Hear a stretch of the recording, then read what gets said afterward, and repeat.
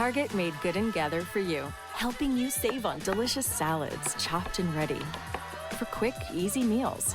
Everyday favorites at unbeatable prices. We made Good and Gather for you, only at Target. Presents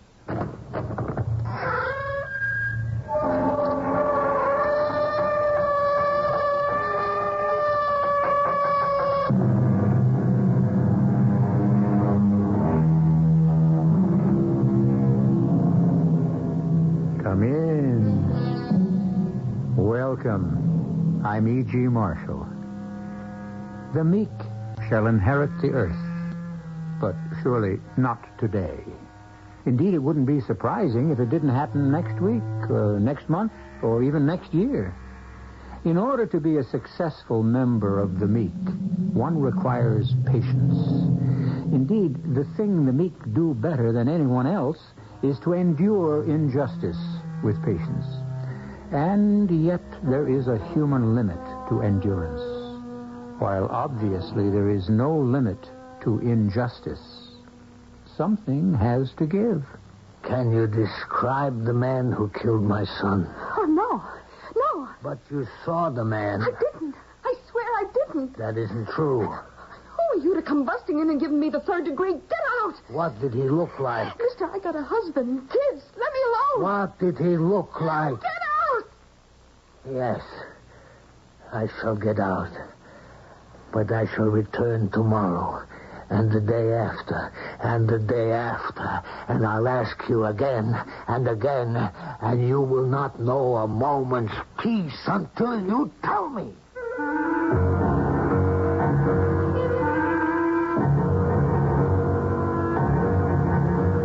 Our mystery drama, Blood Red Roses, was written especially for the Mystery Theater by Sam Dan and stars Robert Dryden. It is sponsored in part by Buick Motor Division and Anheuser-Busch Incorporated, brewers of Budweiser. I'll be back shortly with Act One.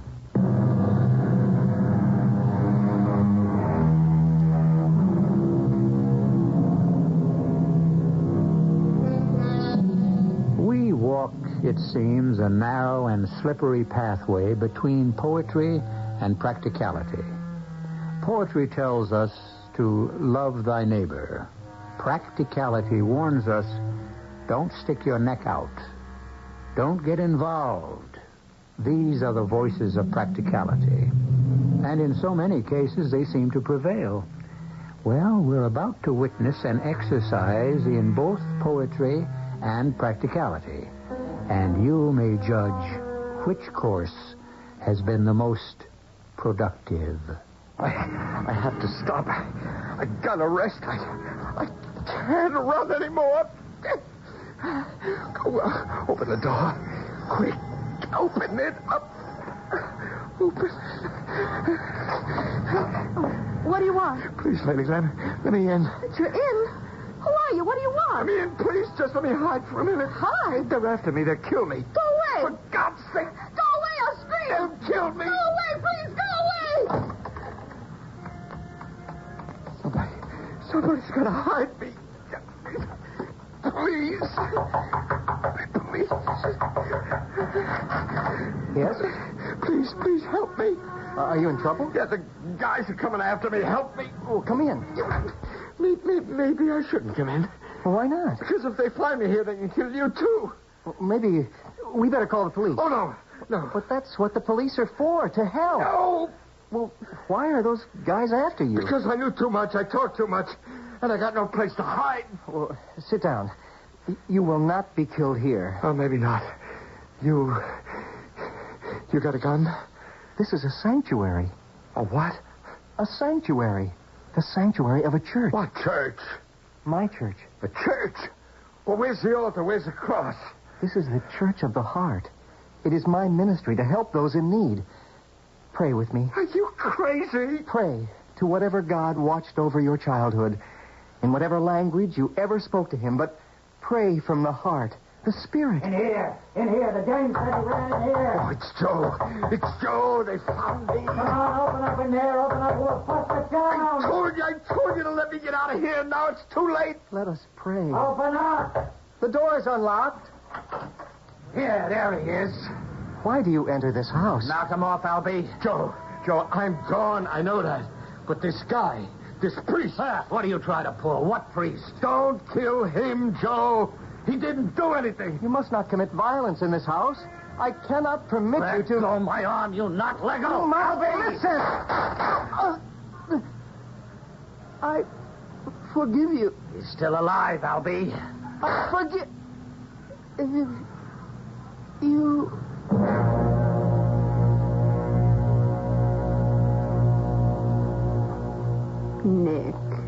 Nick, please. Let me alone, Anna. Look, you can't sit here in the room day and night. At least eat something. Eat something. That will make everything all right. Eat something, and it will bring Stephen back to life. Oh, just eat something to keep up your strength. Yes. I need my strength. I need strength to mourn him. That very nice police lieutenant called on the telephone. He said, as soon as they find the man who killed... Yes? They'll be able to find the man. Is that true? Yes, Nick. You see, they have their ways. Why don't they ask me who killed him? Ask you. I know who killed Steve. Nick. I killed him. I killed my own son. Oh, Nick, you don't know what you're saying. I killed him because I failed him as a father. It's God's will that we go on living. I taught him the wrong things. Would he want you to go mad with grief? It was my duty as a father to arm him. I won't listen to To strengthen him for the battle of life. What are you saying? What did I teach him? Oh, you taught him to be honest, to be decent. I betrayed him. No. I disarmed him. I sent him naked and defenseless into the jungle. I filled his head with nonsense. Please, Nick, we must go on somehow. I said to him, my son, we live because of God's love. It's true. It's a lie. This isn't you talking. This isn't the Nick I've been married to for 40 years. Oh, yes. That much is true. I am no longer the same Nick. The same stupid Nick. The childish Nick. The Nick who believed in miracles. Oh, please, don't say any more now. You really don't mean these things. Oh, Mr. Ardmore called. He wants to know if you'll look after his gardens this year as usual. No.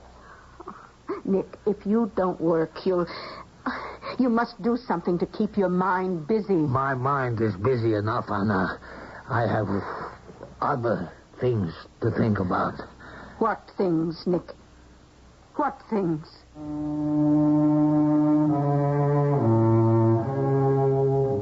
What things? It only proves that women cannot understand what must be done. I must kill the man who murdered my son. Even as I say these words, I feel a chill. I never spoke this way. I never thought this way. But until now, I never had reason to. Lieutenant Davey. Who? Well, can't you tell him I'm out? Look, I feel sorry for him, too, but what can I do about it? All right, send him in. What does this old guy want from me, anyhow? Mr. Burko, come in, sit down. Oh, thank you. I know what you're here to ask me. Yes. And let me tell you, we're working on it. Are there any results? Well, it was a gangland killing. We know that much. Yes. The guy they were after was a stool pigeon. Excuse me? No, an informer. Oh, yes. Well, the problem is, Any one of a number of well-known racketeers could have ordered the hit. We don't know which gang, which outfit is responsible. Yeah, but the gunmen, they prowled through the neighborhood. They were seen. Surely they can be described. By whom? By witnesses. We can't find any. But it is a crowded street. Someone saw them. People are frightened. It is known that the fugitive ran from door to door, and each door was closed to him. Yeah, it's the old story. Nobody wanted to get involved. Well, you can't blame people too much, you know. They're scared. Have you spoken to the people? Yes, Mr. Burko, but we can't force people to testify. Maybe if I spoke to them... What makes you think they would listen to you? I would ask them in a certain way.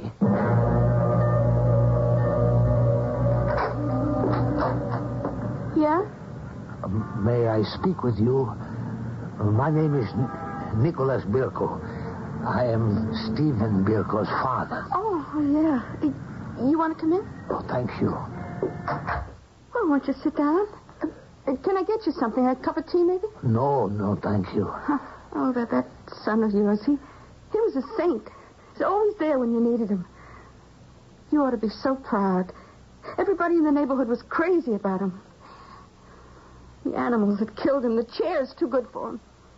Can you describe the men who killed him? No, I really didn't get a good look at him. Describe them, please. Oh, Mr. Burko, look, I'm really very busy. I don't believe you. What did they look like? I think you'd better leave.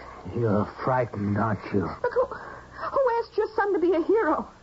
He asked for it, and he got it. Now, please, you better go. I will keep asking you. Please, I got a husband, kids. I got to protect my own. I won't stop asking you. Will you get out? Yes. And I will wait for you to tell me. I will wait outside. I will stand in the street in front of your door, day and night. And I promise you, you will not know a moment's peace until you tell me.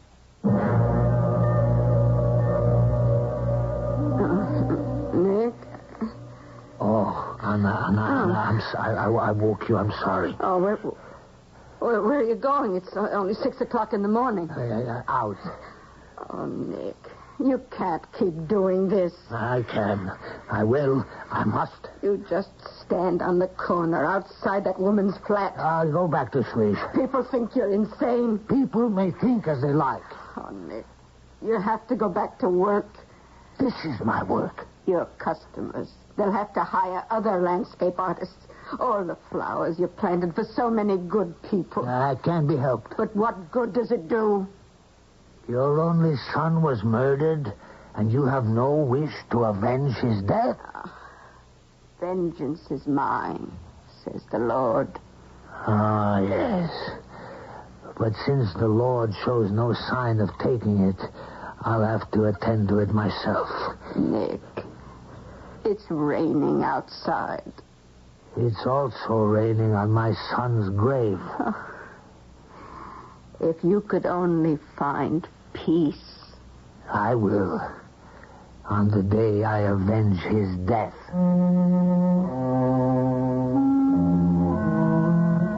They didn't know what to do about me in that neighborhood. They didn't know what to say to me. So, they did nothing. And they said nothing.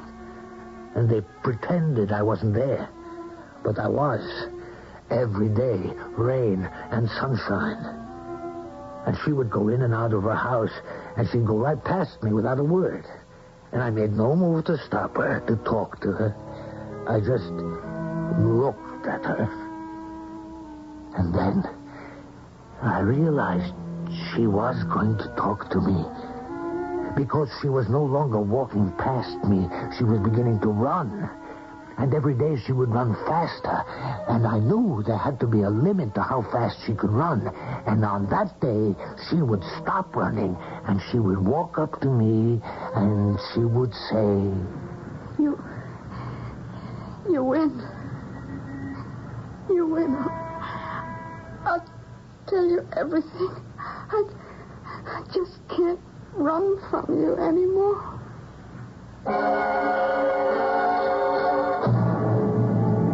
persistence has paid off.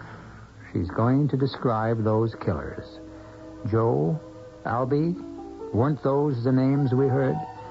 But what can Nick Burko do with the information? He talks about revenge, but these are professional hoodlums. Well, he has a second act in which to figure out a course of action.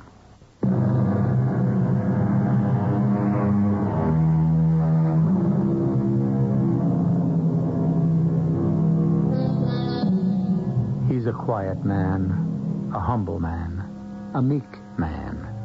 It is doubtful that he ever entertained a violent thought or performed a violent action in his life. And yet, he proposes to hunt down the professional killers of his only son. Don't sell him short. He was able to get what the police couldn't.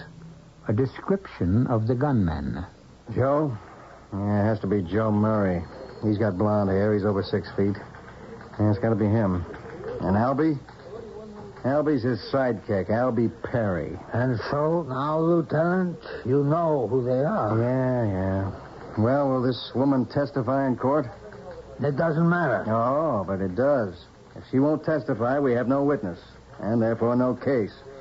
And these guys go free. I am not concerned with that, Lieutenant Daly. I thought you wanted to get the guys who killed your son. These men are merely servants. Isn't that true? Servants of a boss. Oh, yes. That's certainly true. It's this boss who hires them and commands them. He is the real murderer. Isn't that true? Well, yeah. And you said if you knew the employee, the hireling, you could identify the employer, the boss. I can, but it won't do us any good. Once again, we have no evidence. Who is the boss who orders these two men to kill? They work for Jerry Bissett. Jerry Bissett? Yeah. Where can I find him? What do you mean? Where can you find him? What do you think you can do? I will make him pay for the murder of my son. No, but you can't take the law into your own hands. Lieutenant, I find myself in this position only because the law has failed. Look, I know how you feel, Mr. Burko. Huh? Has an only son of yours been murdered? Well, no. Well, then you don't know how I feel.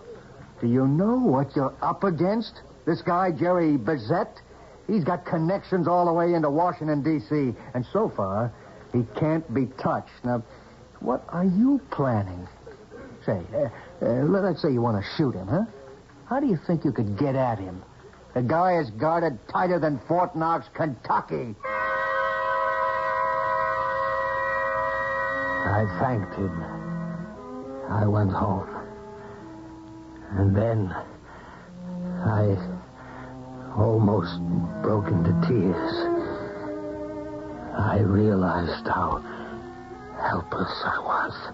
Oh, Nick, you must rid your mind of all these thoughts. I must destroy that man the way he has destroyed me. Nick, you cannot be destroyed. You have too much good in you. How? Tell me, Anna, how? I've never held a gun in my hand. I can't stand even the thought of a knife. Nick, you can't kill this man. He's already dead. And even if I had the weapon, how could I get close enough to him? His soul has died. He's not worth your trouble. Help me think of a way. Would Steve want you to kill him? Steve? No. But only because I filled his head with nonsense. Don't use that word. What you taught him was not nonsense. Love, my son. Look about you and see God's love. I filled his head with this nonsense. And he believed it. He believed it. And you don't believe it? No more. Now, let me be free to think. About what? About what I must do.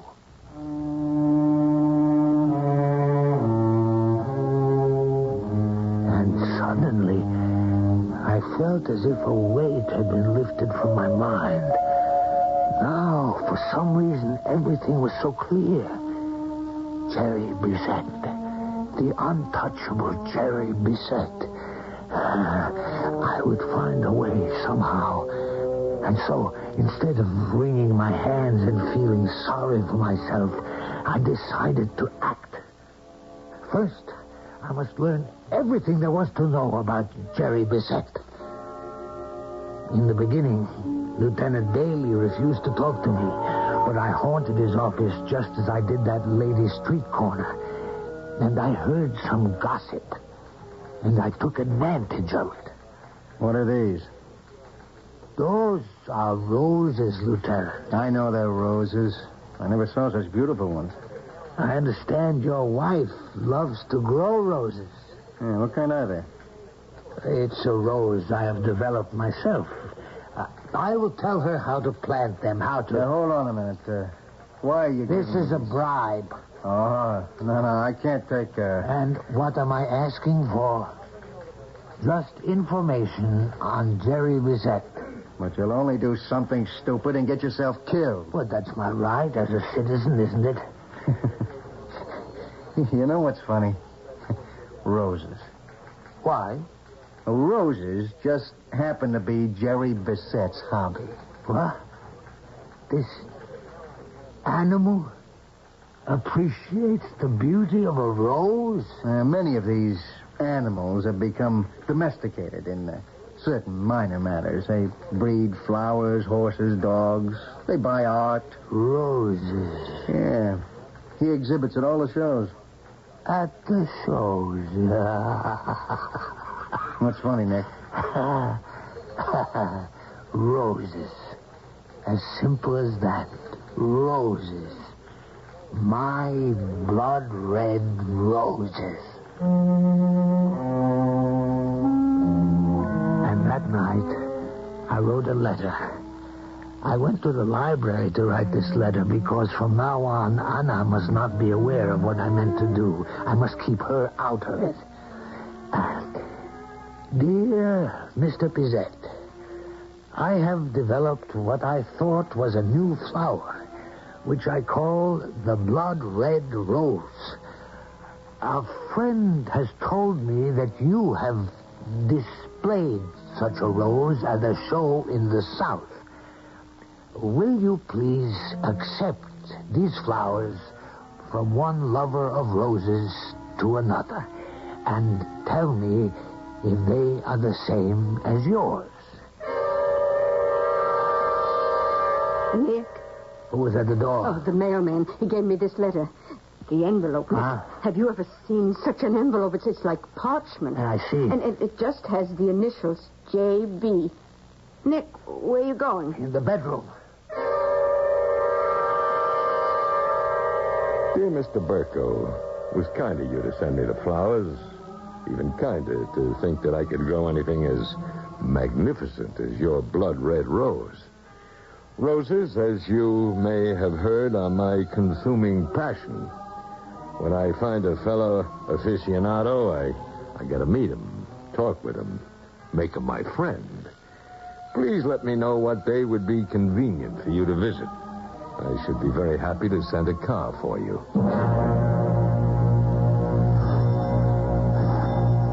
A minute, please. Yes? Is this the house of Nicholas Burko? Who are you? He's expecting us, ma'am. Who's at the door, Anna? Mr. Burko, I'm Mr. Bizet's chauffeur. Nick, what does this mean? Anna, everything is all right. I'm ready to go with you now, Mr. Just call me Joe. Joe.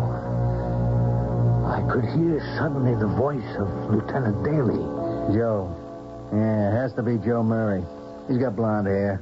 And Albie's his sidekick. Tall, blonde-haired Joe and I walked downstairs and into the street and over to the curb where a large limousine was waiting. And behind the wheel was another man. Okay, Albie, let's move. Joe and Albie, the two men who had murdered my son. And here I was, riding in a car with them. Nicholas Burko, huh?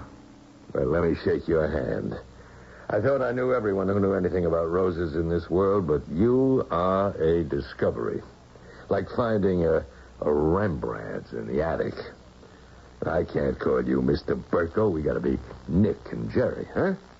The way we feel about roses, why, we got more in common than most brothers. My heart, it almost failed me. This man, dressed like a dandy who used cologne. This man who it seemed I could almost crush with my two hands. This man was the terrible Jerry Bizet. No, must be a mistake. What do you do, Nick? I work as a gardener. I gotta correct you. You don't work. You create. And you're not a gardener, you're an artist. Who you with? I work for myself. Well, work for yourself. But work for me. Turn yourself loose on this estate, Nick, and name your price. Yes, but Be what used to be called artist in residence, huh? Well, that's what you were meant to be. And let me function as I was intended, as a patron of the arts. You and me, Nick, it was meant to be. Was I going mad? I had come here to kill this man. And now we were talking about my working for him. This depraved killer who had the responsibility for Stevie's death.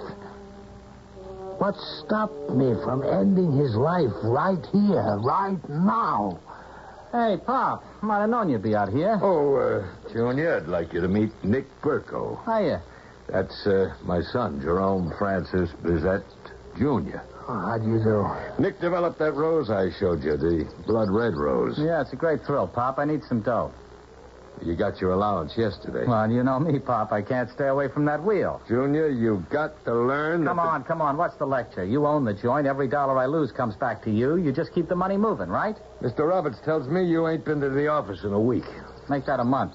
The old guy's covering up for me. Junior, you've got to do something productive. Why? My old man's got millions. What do I have to work for? Suppose we discuss this some other time, huh? Yeah. Look at Mr. Burko. He's embarrassed. It's okay, Mr. Burko. I can tell. You're a gentleman of the old school. You're lord and master in your house. And when you talk, the wife and kiddies jump, right? Junior, that is enough. Mr. Burko is a true son of the soil. Honest, rugged, like a rock. Well, you know what we do around here, Mr. Burko? Junior. We kill people. That's right. See, we're very polite. We're very sophisticated. We go to the opera, we visit the museums, we're good neighbors, we give to charities. But if you don't do what we tell you, if you don't buy what we sell you, we kill you. You shut up, punk! Ah, that's the dad I know and love. Well, good day to you, Mr. Burko. Mr. Luther Burbank Burko? Ah, kids. You got any kids, Nick? No. Kid. He's 26. 26. Now, why does he do these things to me? Why can't he become a serious person? The world is open up to him. Whatever he wants to be, I can buy for him. Doctor, lawyer, name it. What am I working for? What am I living for? What have I got? Just this kid. And now I knew I would not kill him by ending his life. That would be too short, too merciful. I would kill him the way he killed me, by taking away what had made my life worthwhile. I would strike at him through his son, his only child. An eye for an eye, a tooth for a tooth, and a son for a son.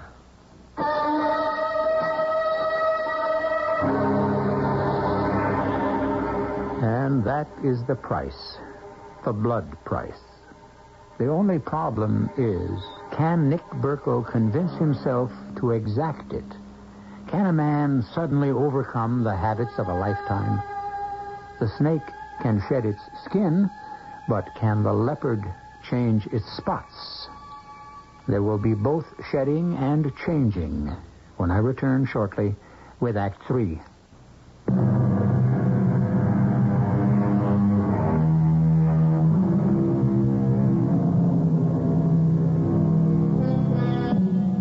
Revenge is a fire that needs to be fed, and the longer it burns, the more fuel it consumes, until finally it burns everything and everyone as it rages out of control.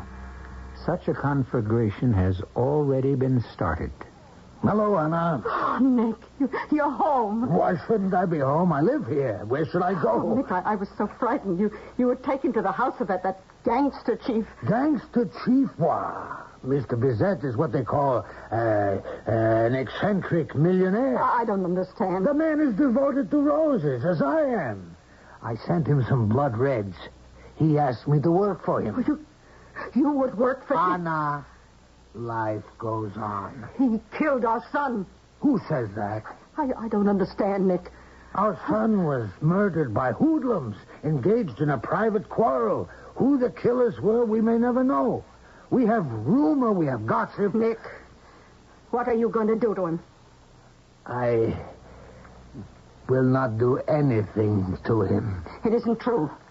Why should I do anything to him? He is responsible for Steve's death. We know that. And if he is, are we not commanded to forgive? I'm afraid. Of what? Of you. Nick, listen to me. You're different. Different from other men. What are you saying? What other men have you known? Believe me, there is in you a force, a power. Oh, Nick. Anna, you really don't know what you're talking about. Listen to me. I married you because I could feel this power. Power? What power? You have the power of the earth. The forces of the earth are in you. You're a man of the earth. Look at what you can bring forth from the ground. Anna, I'm hungry. Is supper prepared? He's a bandit chief. Bandit chief? We are back in the old country. He is surrounded by fierce, heavily armed men. I wish you would listen to me, my dear Anna. And yet you have the power to destroy him. Because no one and nothing can stop you. Must I eat my supper in some cafeteria? What are you going to do to this man? How are you going to kill him?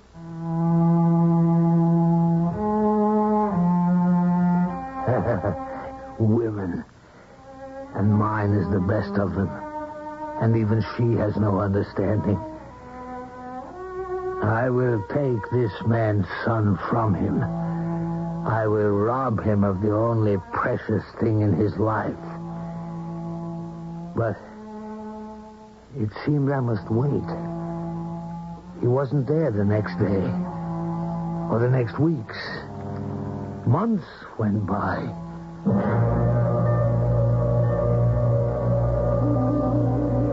It's a miracle. This garden, it's a miracle. You know something? Nothing ever grew here before. But I saw this garden before I went to work. It was a hustle. It was all brought in, every inch of dirt. This place could only grow weeds. I cannot believe that. You know what I told the old man. I said you got too much blood in the ground. Why are you unhappy? Huh? Unhappy? Why should I be unhappy?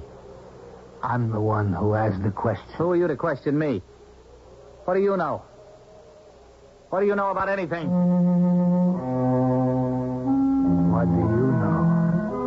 What do you know about anything? I had heard those words before. They were spoken to me by my own son. My own son. And with great fire and passion. What do you know? What do you know about anything? You're in America now, for crying out loud. You're not some ignorant European peasant. What are you trying to say to me, Stephen? Oh, wise up. You walk around all day with dirt on your shoes and manure on your hands. What do you know about anything? You have to be smart in this country, because what counts here is the almighty buck. That's what people understand. That's what people respect. And that's what I'm out to get. Stephen, Listen to me. I know what you're going to say, and I won't buy it. Thief, look at this. Look at this rose. So what? It's just a rose. No. It's a special rose. It's my very own rose. It never existed before. This blood red rose. All the money in the world could never buy this rose.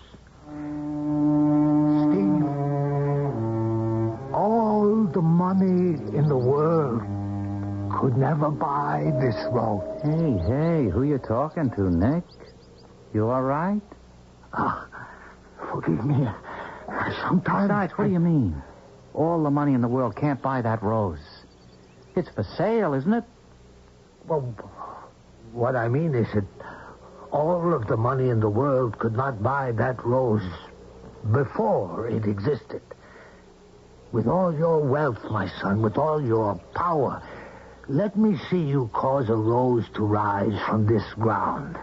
Not even a weed will obey you if it isn't God's will. The moment it had come and gone. How could I kill him when I was talking about God? And then a thought flashed into my mind. I wasn't going to kill him. I was going to save him. I knew I was going to save him. And I realized that I wanted to save him more than I wanted anything else in the world. Tell me something, Nick. What are you doing to my boy? Well, what am I doing? I mean, well, he stays home. He doesn't run around. He's very quiet. I see him in the gardens all the time. I don't think I'm doing anything. No, he's finally showing signs of turning into a very serious person. And I have to have him that way to run my business. Anyhow, whatever it is you're doing, Nick, keep it up.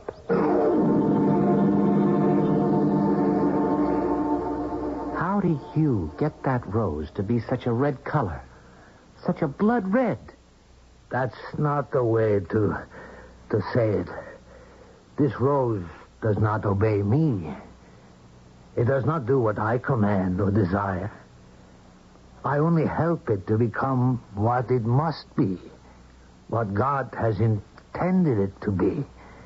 God certainly did not intend for any of us to lie, rob, murder. He only wanted us to love each other. Oh, love. This world needs so much love. What is it that you wanted to be? What was it that you wanted to do? I wanted to help people. Oh, that's a fine answer. And you have money? No. My father has money. But I won't touch it. It's blood money. How can you help without money? I'll give myself. There was a young guy. I read about him in the papers. It was a long time ago. I don't even remember his name. He went down into the slums. He wasn't a priest. He wasn't a doctor. He wasn't a lawyer. But he was there. And he did what he could. He was a most unusual young man. Not everyone could do what he did. I know. And maybe I can't either. But I'm going to try.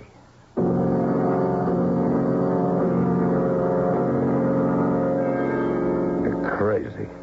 Where are you going? I'm leaving, Father. Well, what are you leaving? You, this, everything. You mean you're going to live in some filthy rat hole, huh? Can't live here. Why? Because I finally found out who I am. What I am and what I want to do. You're my son. You can't give this up. You can't. Goodbye, Father. But what was it for? Who was it for? Why did I do it? For you. I don't want it.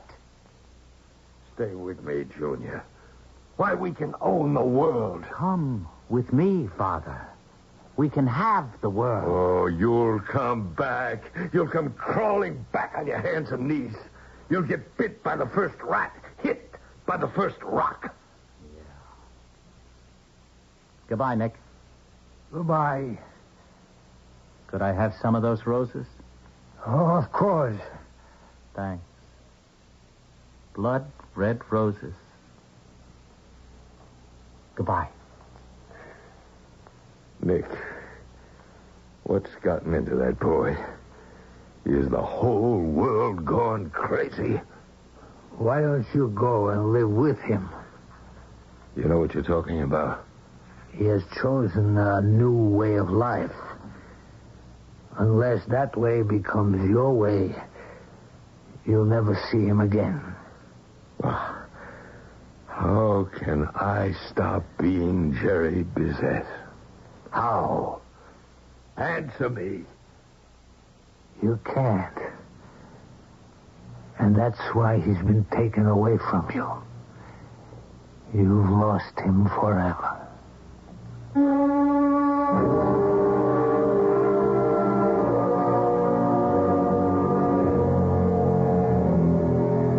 An eye for an eye, a tooth for a tooth, and a son for a son. Payment in kind. And that's the most satisfying revenge there is. And so Jerry Bizet loses a son, just the way Nick Burko lost a son. And you may say, well, Jerry's loss certainly doesn't compare with Nick's. But it does. It does. For a son is the reason a father dreams. And now, Jerry's dreams are as dead as Nick's. I'll be back shortly.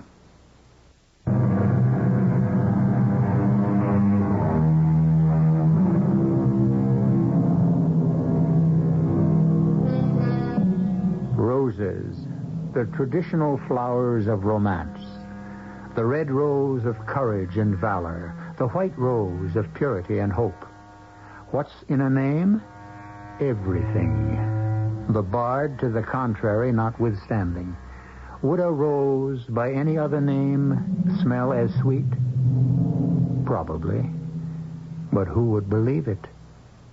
Our cast included Robert Dryden, Bryna Rayburn, Arnold Moss, William Redfield, and Bob Caliban. The entire production was under the direction of Hyman Brown.